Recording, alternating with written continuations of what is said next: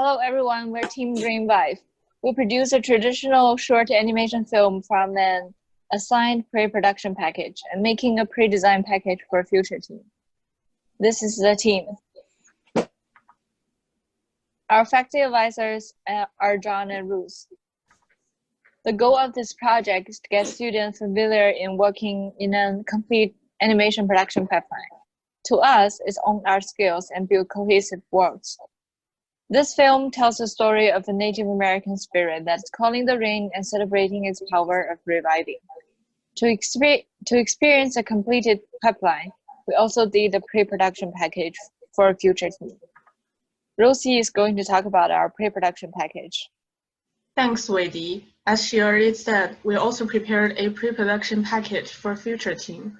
This pre-package will be documented until the faculty finds a future group with all proper team roles to produce it. That being said, I would love to introduce our pre-package. High mountains and flowing water is a phrase to describe the true friendship, to understand and to be understood. The ultimate friendship to be depicted in Chinese literature, probably the one between Wuya and Zhong, who lived in the spring and autumn period. This music piece has a long history, and the version we're hearing right now is in the public domain, owned by Guan. The art style during that period is very unique. I found a lot of references. As we can see, people at that time period used lines and shapes to mimic the mountains and rivers. They drew on fabrics, papers, sometimes using very saturated colors. We want to add this kind of art elements into our piece as well. Next, I will show the character concept art. Boya is famous for playing 7 strings, qin. He spent his whole life playing qin. Ziqi was a woodman. We used birds to indicate he gains his music gift from Mother Nature. For the story, this is part of our storyboard. In some shots, we choose an experimental round-shaped frame, since circle is a common element in Chinese culture, which means inclusive. We use it to emphasize the character's characteristic. Yu was a master of music who played guqin, and Zhong is the only one who can understand his music. Zhong can see the magnificent mountain and rushing river when Yu was playing music. After Zhong's death, Yu played the high mountains and flowing water one last time for Zhong and broke his guqin, for he no longer has a friend who understands his music. For this pre-package, our suggested team roles are TA for VFX and rendering, artists, and animators. We suggest these roles, but it can adapt as most other teams need to. The team could be 2D or 3D team, since we could render 3D animations to 2D. Since in ETC, we have a lot of talented technical artists. Here, we let them do all the ink and smoke effects, giving them a chance to shine. Next, I would like Kara to introduce our production process. Thanks, Rosie. As Weidi mentioned before, this film tells the story of a Native American spirit that is calling the rain and celebrating its power of reviving. Our story is built upon the idea that in Native American cultures, everything goes through a cycle. For example, the seasons switching, the death, and new birth. To better present our core concept, we researched on related topics. We watched several films and animations, went to Carnegie Museum of Natural History, and read some books for culture research. Based on our culture research, we chose Arizona as our reference and learned its landscape, vegetation, flowers, and desert bloom. Moreover, our animation does not have only one kind of environment.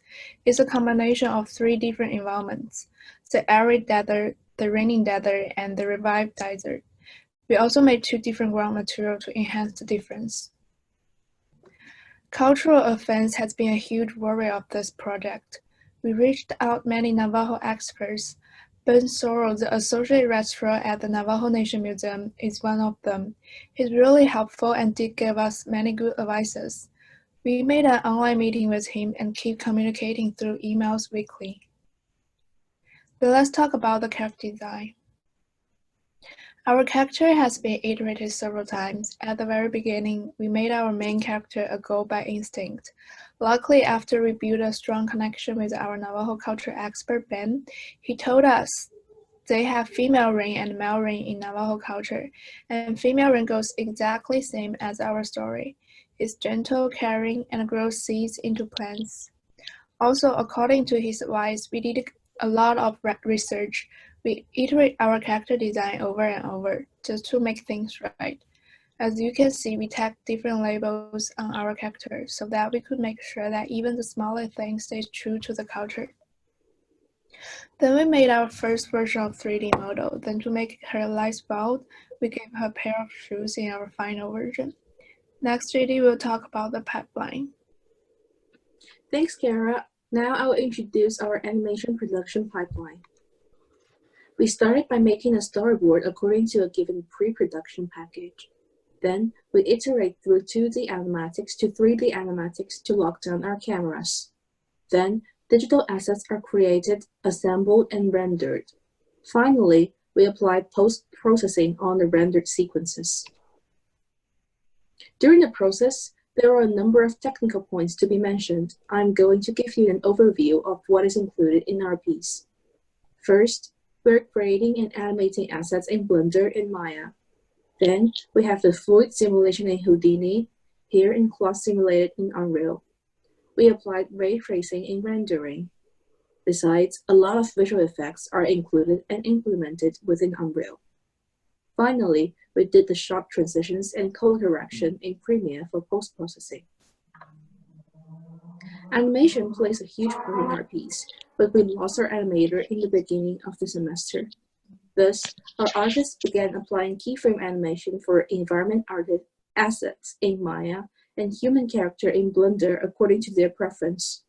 We were planning to use motion capture for our character, but we were not able to access the mocap lab after we moved to work remotely.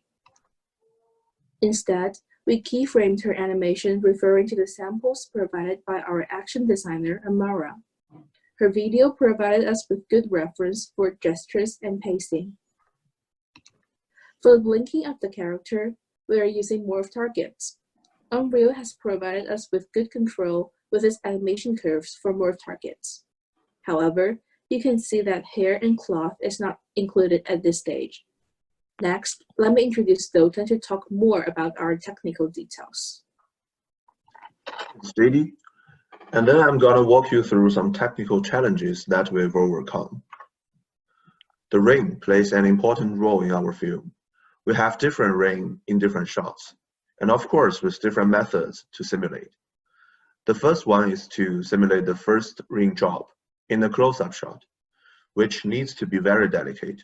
We decided to simulate the interaction between droplet and tree branch in Houdini. Then the simulation result is exported from Houdini into Unreal. After we have the droplet in Unreal, we realized that the default water material in Unreal is too weak for this shot, because in this close-up shot, we need the droplet to be noticed by every audience. To solve this problem, we added some rim light effect on the material and found a balance between reality and attractiveness. And this is the final result.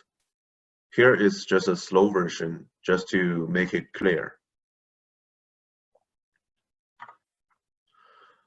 We also need to make the environment getting wet during the rain. We decided to use a technique called decal material. Basically, what it does is to project one material on top of the others. With this technique, we can easily make the whole environment getting wet without changing all the materials one by one. For the hair simulation, we divided her hair into two parts. One is the upper part of her hair, which is shaking in this GIF, and the other part is her braids. The first part is simulated with Unreal Hair Groom feature and Niagara system. And the braids are simulated with bone chain, which is part of Unreal built-in physics engine. Then we have a magic wing Niagara system. Essentially, it is a particle system that can follow an editable curve. With this tool, we can easily adjust the curve to form any path we want. For the rendering, we are using Unreal ray tracing feature, which can push our light and shadow quality to a higher level.